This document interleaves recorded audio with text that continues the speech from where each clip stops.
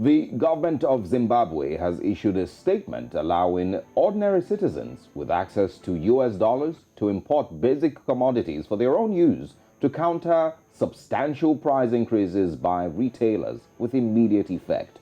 The statement also said that government was on a quest to incentivize farmers and encourage early deliveries of maize and other grains to the Grain Marketing Board. Indeed, annual inflation accelerated in April to 96% amid a weakening of the local currency in recent weeks, as the Zimbabwe dollar trades at the interbank rate loosely referred to as the willing buyer, willing seller exchange rate of 281 Zimbabwean dollars per US dollar. It's much weaker on the parallel market, where it changes hands at 400 Zimbabwean dollars per US dollar. Now, joining us this morning to speak more on this is an economist, Kuda Kwashe Munemo. Thank you for joining us, Kuda Kwashe. You're most welcome. Thank you so much for having me. All right, now let's go straight into it. Will this move help in curbing the consistent rise in basic commodities, as seen in the past, where cooking oil and sugar prices skyrocketed with over 150%? So the recent move by the Minister of Finance and Economic Development, Professor Mthuli, is not likely by any chance going to avert the increase in prices. However, it's going to avert the shortages of commodities in the shelves. The prices are likely to continue increasing, as we have already seen. In the recent months, we've also seen slight increases of prices even in South Africa. So as people are going to be using their free funds to import products from South Africa to Zimbabwe, the Zimbabwean dollar itself continues to erode. It's on a free fall, which means for the ordinary Zimbabwean citizen, it's not likely to change in terms of prices, because one of the determinants when it comes to prices now in Zimbabwe is the exchange rate. So any free fall of the Zimbabwean dollar is also likely to affect the prices of basic commodities.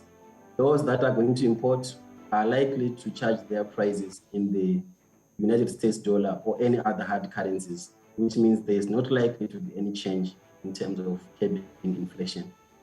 All right, we understand that you work with young women farmers. How does the government's offer of incentives and some of all these things, how are they being received by these persons? It has not been welcomed. Why am I saying so? The government has offered that 30% of the revenue will then be paid in hard currency, the United States dollar, at the willing buyer, willing seller rate, which is at 1:281. But then if you go into the market, the parallel market, there is a high premium there, where you get the rate being 1:400 Zimbabwean dollars. So number one is on that basis that there is a big gap between the official exchange rate and also what they find in the market, which then determines the prices. And government itself is charging prices for some of its products like passports in the United States dollars. Then secondly, it's also the time factor. Whilst they would have welcomed it, their worry is that it is calculated based on the prevailing exchange rate at the point in which one delivers their grain to the Grain Marketing Board. However, the payment might take time. And given that the exchange rate continues to fall in favor of the Zimbabwean dollar, that will not bring any significant change. They are likely going to receive the 30% with a weaker value and also the 70% with a weaker value as well. So they are preferring for government to pay their products in United States dollars, given the economic situation prevailing in the country. And secondly, they are also worried about the time that it takes for them to receive their money. So they're actually advocating for a lesser turnaround when it comes to delivery versus the point at which one is paid. All right. We have a document, a letter from the Secretary for Finance and Economic Development, where it was being addressed to talk about the measures that have been put in place to improve availability of basic commodities. Of course, we have here that the letter says, in view of the above, the Zimbabwe Revenue Authority is hereby authorized to suspend duty on the following products for a period of 6 months with effect from 17th of May 2022, of course, which is today. And we have here rice, flour, cooking oil, margarine, salt, sugar, maize meal, milk powder, infant's milk formula, tea, whether or not flavored, petroleum jelly, toothpaste, bath soap, laundry bar, and washing powder. And we also see here that the ZRA is also requested to urgently draft the necessary legal instrument and implement the duty suspension beginning at midnight, that is 17 May 2022, which should coincide with the gazetting of the relevant legislation. What do you make of this situation, this document? So basically, this is an acknowledgement on the part of government that there is a serious shortage of basic commodities in the country. Despite sentiments that were issued previously to the effect that the country has enough strategic reserves to service itself in terms of cereals for the next 12 months or so.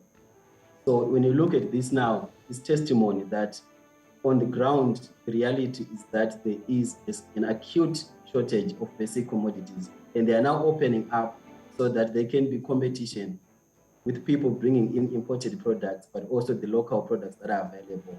Locally, it tells you that the manufacturing sector, the manufacturing industry is down. The cost of production in Zimbabwe is very high. They cannot be able to be competitive enough on the market.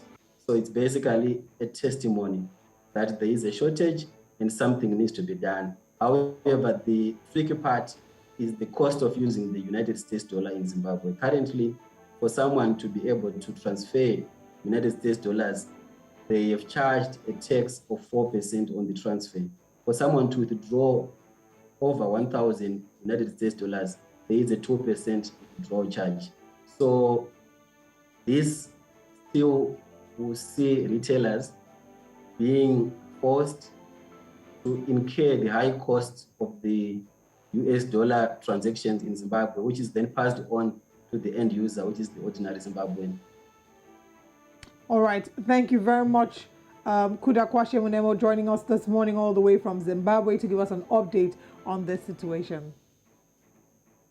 Thank you. You're most welcome. Good day.